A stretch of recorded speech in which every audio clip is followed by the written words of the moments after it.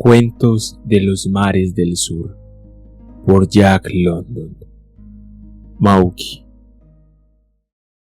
Pesaba 110 libras, su pelo era crespo y negro, y él era negro, de un negro peculiar, ni negro mate, ni azulado, ni purpúreo.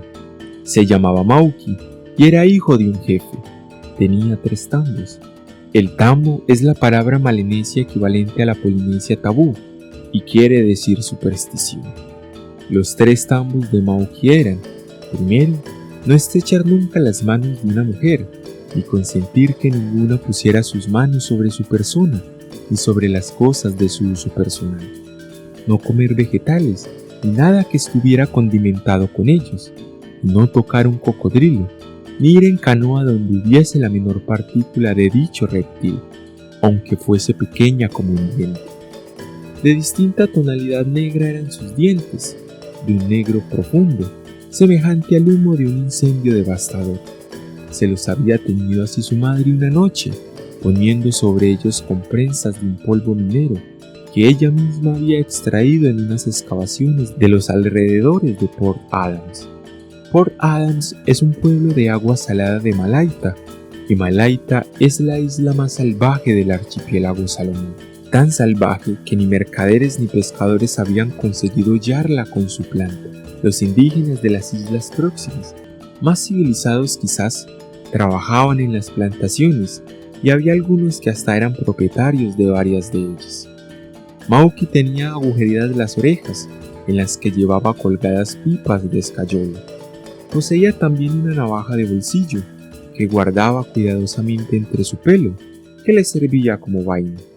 El más preciado de sus tesoros era el asa de una taza de porcelana china, la cual, engarzada en una anilla de concha, atravesaba y pendía el cartílago de su nariz. Hacía grandes esfuerzos para embellecerse y tenía una cara agradable, en realidad bonita, y dentro de su raza malenesia no cabía duda de que era extraordinariamente bello. Su única falta era que no tenía fuerza. Sumamente afeminado, delicado de facciones, pequeña su boca y leve su barbilla. En sus ojos solo algunas veces se veían destellos de energía y fuerzas ocultas que pugnaban por ponerse de manifiesto. Mauki, hijo de un jefe de un pueblecito próximo a Port Adams, era casi un anfibio. Conocía perfectamente la vida de los peces y de las ostras. Las rocas y peñascos de la costa no tenían secretos para él. Manejaba con destreza una canoa, aprendió a nadar cuando apenas tenía 1 año, y a los 7 podía nadar en el fondo del mar, llegando hasta 30 pies de profundidad. A los 8 fue robado por los indígenas del interior, que habitaban chozas primitivas situadas en intrincadas selvas. Fue esclavo de Fanfoa, que era el reyezuelo de aquellas aldeas diseminadas. Lo único que denunciaba a los navegantes de aquellos mares la existencia de habitantes era el humo grisáceo que en columnas salía de los hogares, elevándose al cielo como para ofrendarse lentamente en los días de calma. Los hombres blancos no penetraban en Malaita. Lo intentaron una vez, cuando la fiebre del oro les indujo a penetrar en todas partes, pero sus cabezas quedaron de siniestro adorno en los techos de las cabañas de los hombres de la selva. Cuando Mauki llegó a los 17 años, se le acabó a Fanfoa su provisión de tabaco. Eran muy malos tiempos, y las aldeas de sus súbditos atravesaron penosamente aquella gran crisis. Entonces Fanfoa acometió un gran error. Apareció por entonces un suo, pequeña ensenada de poco calado, una barcaza en la que habían 2 hombres blancos. Iban a reclutar gente para llevarla a trabajar en las plantaciones de las islas inmediatas, y llevaban gran cantidad de provisiones de toda clase y numerosas pastillas de tabaco, además de 3 rifles y muchas municiones. Los hombres blancos hicieron un buen negocio, y el primer día que acudieron a los hombres de la selva, reclutaron hasta 20 de ellos.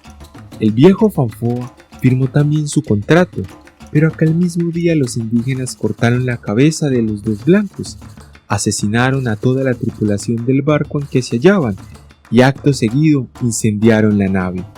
Durante 3 meses tuvieron suficientes provisiones y tabaco para todo el consumo de las aldeas de la selva, pero al cabo de este tiempo aparecieron 2 barcos de guerra y se dedicaron a arrojar granadas sobre la isla, dispersando a sus habitantes, provocando incendios y destruyendo albergues.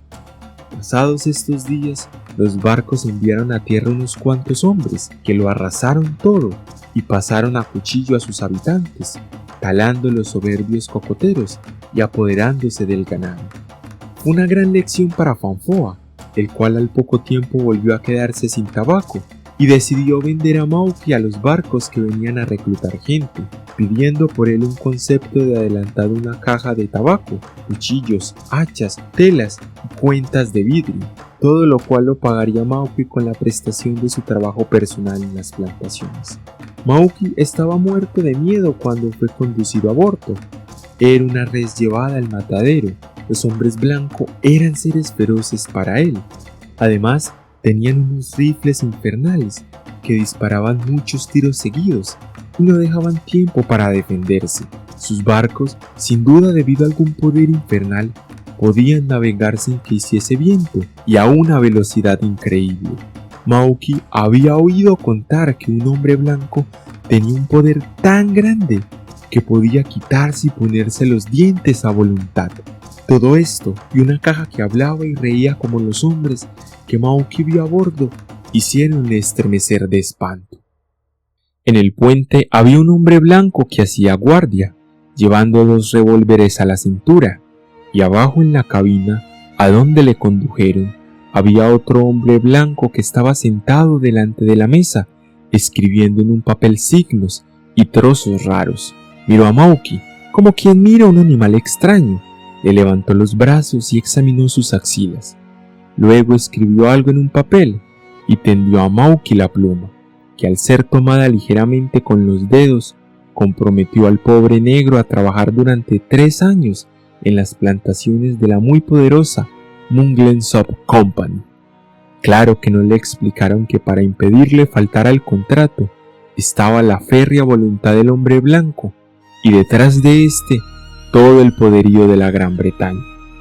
Había más negros a bordo y a una señal del hombre blanco se apoderaron de Mauki. Le arrancaron la pluma que llevaba en la cabeza, cortáronle el pelo al rape y le pusieron una prenda entre faja y taparrabos y una tela amarillenta y brillante. Después de varios días de travesía, fue desembarcado en Nueva Georgia, donde le destinaron a talar monte bajo. Hasta entonces no supo Mauki lo que era trabajar, y en realidad no le gustaba. Además, comía muy mal y se cansaba de la monotonía del menú. Durante semanas enteras le daban para comer patatas dulces, después otras tantas semanas arroz, y vuelta otra vez a las patatas. Un día le castigaron y le pusieron a trabajar en la construcción de un puente y luego en una carretera. Otras veces iba de remero en los balleneros o acompañando a los hombres blancos en sus excursiones cuando marchaban a pescar con dinamita. Entre otras cosas, Mauki aprendió a hablar en la jerga especial de los marineros ingleses y pudo entenderse con todos los otros hombres negros que formaban parte de la tripulación, pues de otro modo hubiera tenido que aprender varios dialectos. También aprendió algo de los hombres blancos, principalmente a cumplir lo que prometían. Si le decían a un muchacho que le darían una pastilla de tabaco, se la daban. Si le decían que le tundirían el cuero, si hacía algo que no querían ellos, no le tundirían inevitablemente. También supo que nunca los hombres blancos pegaban a nadie si no tenían algún motivo, ni aun cuando estaban borrachos, lo cual ocurría con mucha frecuencia. A Mauki no le gustaba el trabajo en las plantaciones, lo odiaba, y sabía además que era hijo de un jefe. Hacía 10 años que le habían robado de Port Adams y sentía toda la nostalgia de su casa. Decidió escaparse. Se internó en la selva con la idea de dirigirse hacia el sur de la costa y robar una canoa para irse en ella a su casa de Port Adams, pero la fiebre se apoderó de él. Fue capturado y devuelto a las plantaciones, más muerto que vivo. Por segunda vez se volvió a escapar, en compañía de 2 muchachos de Malaita. Anduvieron 20 millas y a lo largo de la costa llegaron a un poblado, donde se ocultaron en las casuchas de una malaita que era hombre libre.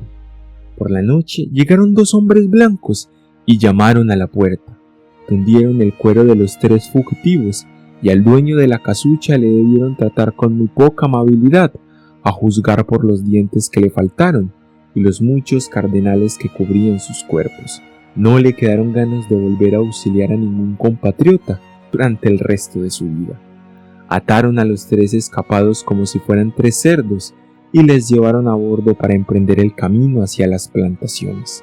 Durante un año, Mauki trabajó sin descanso.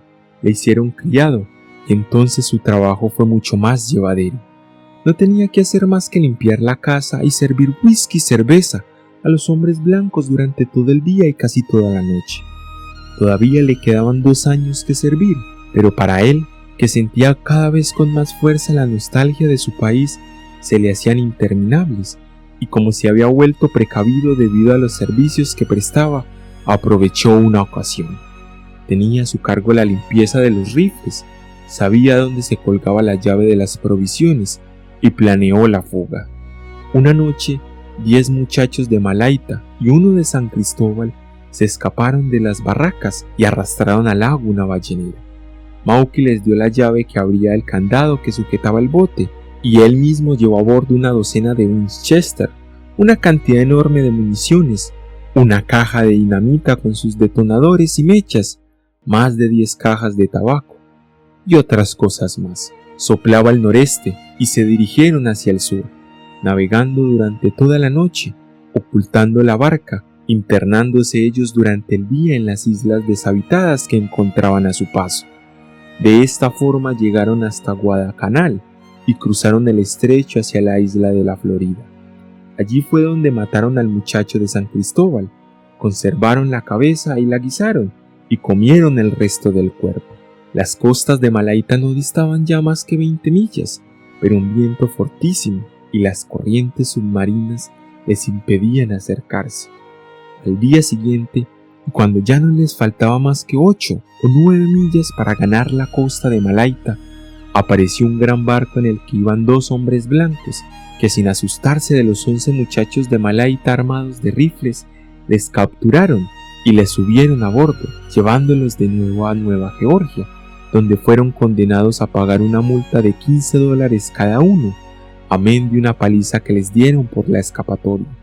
Todo ello se tradujo en otro año de castigo en las colonias, pero esta vez le quitaron el empleo de criado y le pusieron a trabajar en las carreteras. De nuevo se escapó y fue cogido en el mismo momento en que intentaba fugarse, y entonces fue llevado a la presencia de Mr. Harvey, director de Monkland Soap Company en la isla, quien juzgó el caso y le declaró incorregible. La compañía tenía plantaciones en la isla Santa Cruz, a cientos de millas de distancia, y allí enviaban a los que consideraban irreductibles en las islas Salomón. Mauki fue enviado allí, pero no llegó a su destino. El vapor hacía escala en Santa Ana, y Mauki, aprovechando la oscuridad de la noche, se arrojó al agua, nadando hacia la costa. Fue capturado en la tierra y llevado a bordo, donde le manitaron y le devolvieron a Nueva Georgia. Le tendremos que enviar a Lord Howell, dijo Mr. Harvey. Bunster está allí y dejaremos que se arreglen entre ellos, pues siento curiosidad por saber quién vencerá, si Mauki o Bunster. Lord Howell es una circunferencia de tierra sobre una base de coral. Está a 150 millas de Mare Logan en la isla Isabel. Tiene unas 120 millas de circunferencia y Lord Howell no pertenece a las islas Salomón, ni geográfica ni etnológicamente. Es una isla solitaria y aislada, y sus habitantes y sus idiomas son polinesios, mientras que los de la isla Salomón son malenesios. Lord Howe, o Tolonga Java, como algunas veces se le llama, es una isla no frecuentada por la raza blanca. Sus 5.000 habitantes son pacíficos y están en estado primitivo. Max Bunter era el único hombre blanco que habitaba la isla y hacía comercio en ella a las órdenes de la poderosa Monkland Soap Company. Bunster fue enviado a Lord Howe como medio de quitárselo de encima y si la compañía no lo había despedido ya, era porque no encontraba sustituto para esa isla. Era un alemán muy corpulento y con el cerebro algo trastornado, provocador y cobarde, mucho más salvaje que los negros primitivos e incivilizados que habitaban la isla. Siendo un cobarde, sus brutalidades eran traicioneras y ruines. Cuando entró al servicio de la compañía, fue destinado a Sabo, y queriendo la compañía favorecer más tarde a un pobre empleado indígena que estaba tuberculoso, le envió a Sabo a relevar a Bunster. Tan pronto como desembarcó, Bunster le golpeó de tal modo que tuvieron que llevarle a bordo medio muerto, y falleció a los pocos días. Mr. Javi le envió entonces una especie de gigante en Yorkshire para que le relevara, pero Bunster no quería peleas entonces, y se comportó como un corderito durante 10 días, al cabo de los cuales el de Yorkshire fue atacado por la fiebre y la disentería. Débil como estaba, fue golpeado sin piedad por Bunster, quien, temiendo por su vida en el caso de que el otro sanara, huyó de Sabo. La compañía le destinó a Lord Howard, y su primera hazaña en cuanto desembarcó fue retar a los indígenas, prometiéndoles una caja de tabaco al que fuese capaz de derribarle al suelo en una lucha libre. Pronto derribó a 3 indígenas, pero cuando el cuarto le venció, llevándose en lugar de una caja de tabacos ofrecida como premio, una bala de revólver en los pulmones. 3.000 indígenas vivían en la principal población de la isla, pero esta quedaba desierta aún en pleno día cuando pasaba Bunster. Era el terror de los habitantes, y hasta los animales huían al advertir su presencia. A aquella isla fue a parar el pobre Mauki, con la obligación de trabajar a las órdenes de Bunster durante 8 años y medio. Para bien o para mal, Bunster y Mauki tenían que estar juntos durante todo aquel tiempo. El primero pesaba 200 libras y el segundo 110. Bunster era bruto, degenerado, pero Mauki era salvaje, primitivo. Tenían, por tanto, cada cual dotes especiales que hacían interesante saber quién vencería a quién. Mauki no tenía la menor idea de quién iba a ser su amo, no estaba advertido y creyó que servir a Bunster sería igual que servir a cualquier otro hombre blanco, darle de beber mucho whisky y cerveza, respetar las órdenes que le diera, creyendo que si cumplía con su deber no le castigarían. Bunster, al contrario, sabía todo lo concerniente a Mauki y estaba deseando que llegara para comprobar si era tan fiel. Se las prometía muy felices y estaba seguro de domesticarle bien pronto. El cocinero estaba enfermo, tenía un brazo roto y un hombro dislocado gracias a unas caricias proporcionadas por Bunster, y el mismo día que Mauki llegó, le nombró su cocinero. Supo entonces Mauki que había hombres blancos que solo merecían llamarse así por el color de su piel, nunca por ser raza civilizada, pues eran más salvajes que los más crueles indígenas. En cuanto zarpó el barco que trajo a Mauki, Bunster le envió a que comprara un pollo a Samisi, el misionero, pero Samisi estaba de excursión por la isla y no volvería hasta pasados 3 días. Mauki regresó con la noticia, subió las escaleras, la casa está edificada sobre maderos apilados y a una altura de 12 pies, y entró en la habitación a explicar lo ocurrido. El traficante preguntó por el pollo, y Mauki abrió la boca para empezar su relato, pero Bunster, que no estaba para explicaciones, alzó el puño y dio a Mauki un tremendo golpe en la boca, arrojándole contra la barandilla de la escalera, que crujió ruidosamente al romperse, y rodando Mauki por las escaleras fue a parar a la arena. Su boca era una masa informe de sangre, carne macerada y dientes rotos. Eso te enseñará a no volver a contarme historias y a obedecer lo que te mando, gritaba rojo de ira desde lo alto de la escalera el hombre blanco, apoyándose en la barandilla rota. Mauki nunca había conocido a hombre blanco tan brutal y resolvió andar con mucho cuidado y no dar jamás motivos para que Bunster tomara represalias. Mauki sabía que 3 muchachos de los que trabajaban en los botes habían pasado 3 días encerrados y encadenados, sin comer ni beber, por el horrible crimen de romper un escálamo mientras remaban. Pronto se enteró en el pueblo de las historias que circulaban respecto a su amo. Se había casado 3 veces y las 2 primeras mujeres habían muerto a consecuencia de sendas palizas que el cariñoso marido les propinó. y Mauky pudo comprobar que la tercera vivía de milagro, pues raro era el día que la pobre mujer no recibía una buena tanda de golpes del bestial Bunster. Mauky esperaba estoico una oportunidad para vengarse de su amo. No encontraba por entonces el medio, pues Bunster vivía alerta, día y noche, y su revólver estaba siempre montado y a la mano. No permitía que nadie pasase por detrás de él, cosa que Mauky aprendió después de haber recibido varias palizas por dicho motivo. Bunster sabía por instinto que debía tener precaución de Mauky, a pesar de su mansedumbre, que de la población entera de Lord Howard, y por ello, despachado, arreciaba con él sus crueldades y bárbaros castigos. Mauky recibía golpes con una resignación aparente, casi seráfica, pero en su interior bramaba y ardía un deseo de vengarse, y esperaba siempre. Uno de los actos favoritos de Bunster era agarrar a Mauky por el pelo y golpearle la cabeza contra las paredes. Otras veces aprovechaba la distracción del muchacho y le aplicaba sobre la carne el cigarro encendido. A esto Bunster le llamaba la vacuna, y el paciente Mauky tenía que sufrir estas vacunaciones varias veces al día. La piel del tiburón es parecida al papel de lija, pero la piel de raya es mucho más fuerte y hace las veces de garpola. Los indígenas lo utilizan para pulir las maderas con las que construyen sus canoas y los remos. Bunster se hizo fabricar un guante como los de friccionar, pero de piel de raya, y tan pronto lo tuvo en su poder, lo estrenó con Mauky. De un manotazo le arrancó la piel de la espalda hasta la axila, y encantado con el éxito que había obtenido, fue a probar de nuevo en su mujer, y sucesivamente con cuantas víctimas tenían la desdichada fortuna de caer bajo su mano. El cacique del pueblo, que había ido a comprar unas cosas a casa de Bunster, quiso reconvenirle, pero tuvo que tomarlo como si fuera una gracia, ante el temor de que hiciera con él otro tanto. «Ríete, condenado, ríete», le decía amenazadoramente Bunster, esgrimiendo su guante de piel de raya. Mauky era el que más disfrutaba de esta clase de caricias, siendo raro el día que transcurriese sin sentir sobre su piel tan suave contacto, pero seguía esperando. Tenía la seguridad de que más tarde o más temprano el momento llegaría.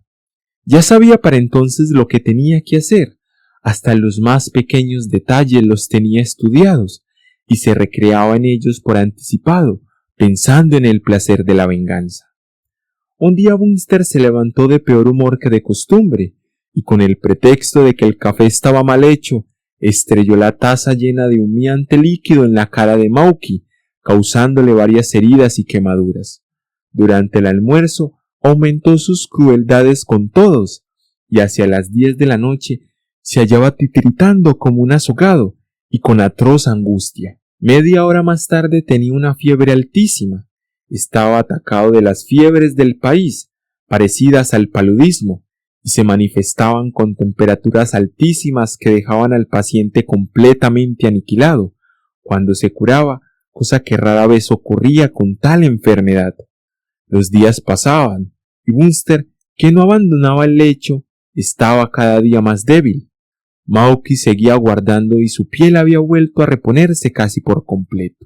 Dio órdenes a los demás muchachos para que aparejasen la goleta, y esta orden fue cumplida rápidamente, creyendo que provenía de Bunster, el cual yacía sin conocimiento en la cama. Esta era la oportunidad de Mauky. No quiso aprovecharse de ella y esperó todavía. Pasados algunos días, la enfermedad hizo crisis y Bunster entró en la convalecencia, pero estaba tan débil como un niño recién nacido. Mauky empaquetó sus cosas y se fue a ver al rey de aquellas islas, al que encontró rodeado de todos sus caciques. «Vosotros no os queréis al amo blanco, ¿verdad que no? Aquí nadie le quiere, todos le odiamos», fue la respuesta franca y unánime. «Bueno», dijo Mauky, «os voy a liberar de él, pero vosotros tenéis que ayudarme. Llevadme 300 cocos a la goleta, y si oís gritar al amo, fingid que estáis dormidos, pues voy a aplicarle una medicina para curarle antes de llevármelo a bordo». Una vez de acuerdo, se dirigió a los muchachos indígenas que componían la tripulación y con las mismas palabras o parecidas les convenció para que le obedecieran y no se acercaran a la casa, oyesen lo que oyesen. Se dirigió a la habitación y dijo a la mujer que se marchase a la casa de sus padres, lo que la infeliz hizo de muy buen grado, y una vez solo con su amo, que estaba adormecido, le quitó con sumo cuidado el revólver que nunca abandonaba y se colocó en la mano el guante de piel de raya.